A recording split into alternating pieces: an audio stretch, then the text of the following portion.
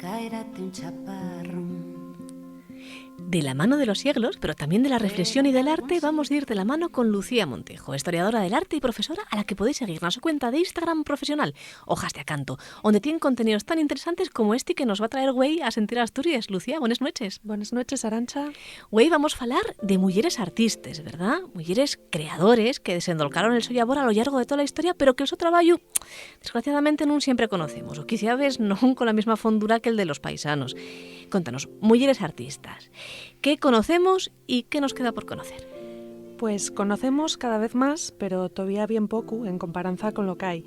Como dices, tradicionalmente la historia del arte centróse en la producción artística masculina y solo en las últimas décadas entamó un proceso de revisión, por decirlo de alguna manera, de esas narratives para incluir a todos esos creadores que, teniendo un papel fundamental en el panorama artístico de la su época, fueron invisibilizados a lo largo del tiempo. ¿Y esa revisión exactamente en qué consiste? ¿Y quién la está llevando a cabo? Que también es importante. Pues la están llevando a cabo fundamentalmente historiadores del arte, comisarias de exposiciones u otro tipo de expertes. Les vías de trabajo son básicamente dos. Per una parte, la recuperación de esas figures para la historia del arte al través del estudio de esas figures como artistas y por otro, al través del análisis crítico de esas condiciones de creación. ¿Qué quiere decir esto? Pues, por caso, non quedasen a más en que en determinadas dómines hubo menos mujeres artistas, sino en analizar los motivos. ¿Cuáles fueron esos condicionantes o qué mecanismos de exclusión existieron a lo largo de la historia que otorgaron que las mujeres ejercieren como pintores, escultores, etc.? Pero entonces estamos hablando de que ya es cierto, efectivamente, que hubo menos artistas mujeres que hombres. Y es cierto por varias causas, pero la diferencia non é tan grande como en principio pueda parecer. Por exemplo, hai grandes artistas que en el seu momento gozaron de gran prestigio e reconocencia e que solo después fueron borrados de la historia del arte. Un exemplo é Sofonisba Anguissola, o Anguissola, una pintora renacentista que tuvo bien de éxito en Europa del siglo XVI y principios del XVII y que, de fecho, llegó a ejercer como retratista real en la corte de Felipe II. É una figura con una producción extraordinaria que hasta aí pouco tiempo non goció de una reconocencia pública al autor de la súa trayectoria. Claro, este caso, el de Sofonisba, y es un caso pero interesante, porque, claro, ¿por qué sucede esto? ¿Y cómo es posible que una pintora de esa talla, de la talla que tuvo ella, pintora de la corte de Felipe II, cayera en el olvido? Y es prácticamente impensable, ¿verdad? Sí, desgraciadamente, pero básicamente de la misma manera que ahora se está intentando corregir ese discurso que excluía a las mujeres artistas de la historia del arte, hubo un momento en que se fixó todo lo contrario. Por ejemplo, é bien común topar obras de mujeres artistas de primera fila que se atribuyen a paisanos. Como se consideraba que las mujeres non podían o non sabían pintar con la mesma calidad que los paisanos, que los hombres, que sucedía con las obras destes grandes artistas? Pues que se atribuyen a un home. La mesma Sofonisba foi víctima desta práctica con un retrato moi famoso de Felipe II que mucho tiempo pensense que era de outro pintor de Cámara del Rei en vez d'ella. Y claro, el caso de Sofonisba non se dará uno solo. Hubo de xuru más casos sonados como este e incluso más. Sí, hay muchos. Hay uno bien guapo, porque es muy elocuente, al rodio de las pinturas paleolíticas, que a mí préstame abondo. Y es interesante porque de normal, cuando falamos de recuperar esas figuras de mujeres artistas, pensamos nos últimos siglos, dende la domina moderna y particularmente dende el siglo XIX.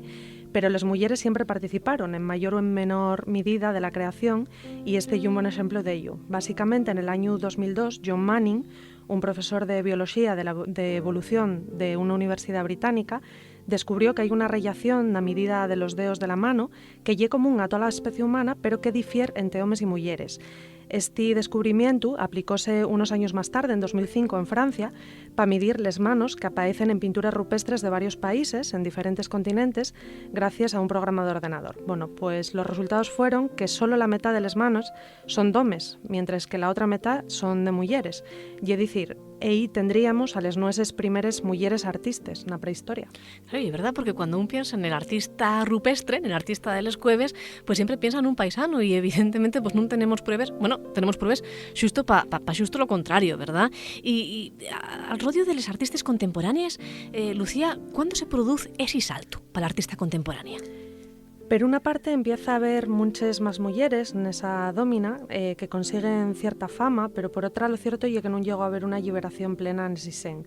Y es cierto que ya desde el siglo XVIII delles mulleres empezaron a actuar un pouco al marxe del sistema, o a intentalo, al menos, montando talleres propios para otras mulleres artistas.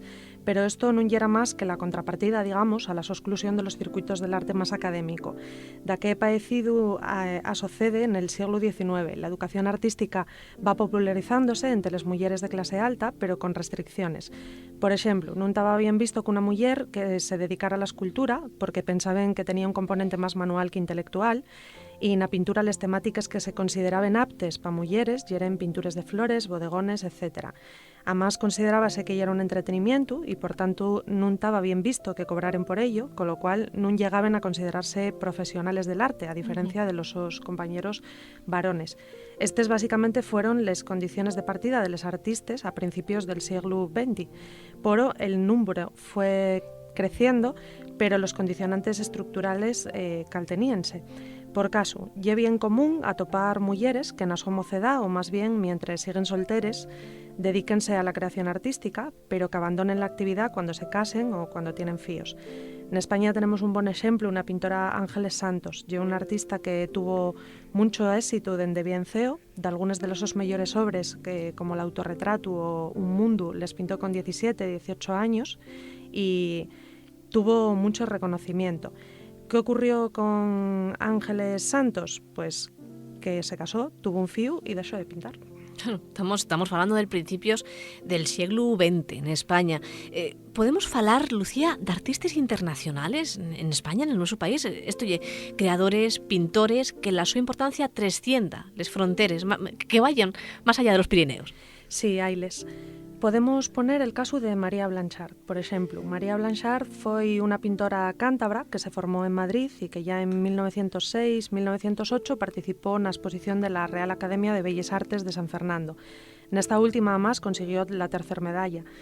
La cuestión es que gracias a una beca pudo colar a París y allí entró en contacto con algunos de los artistas más importantes del momento, entre ellos Diego Rivera o Juan Gris.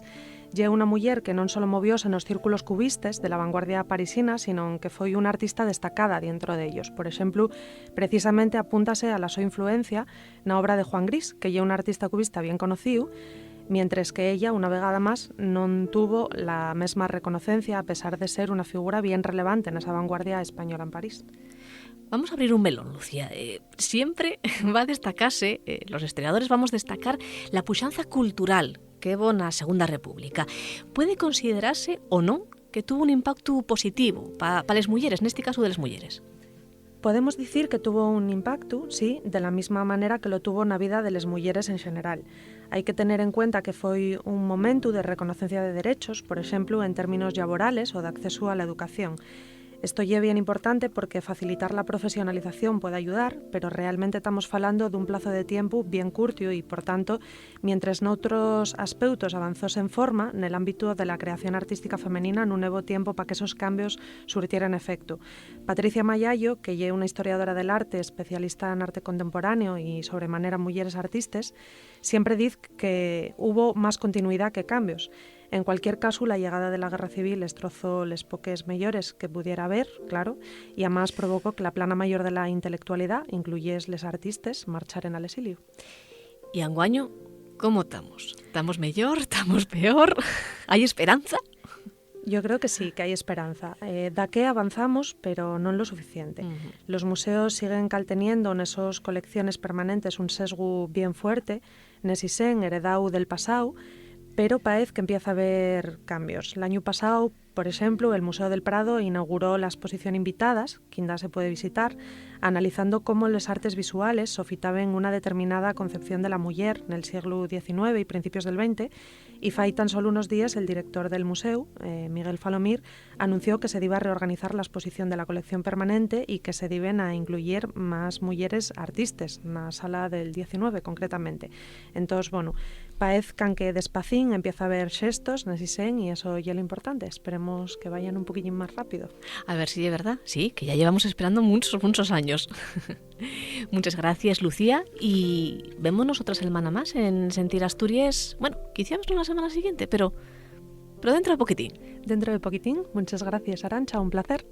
Muchas gracias.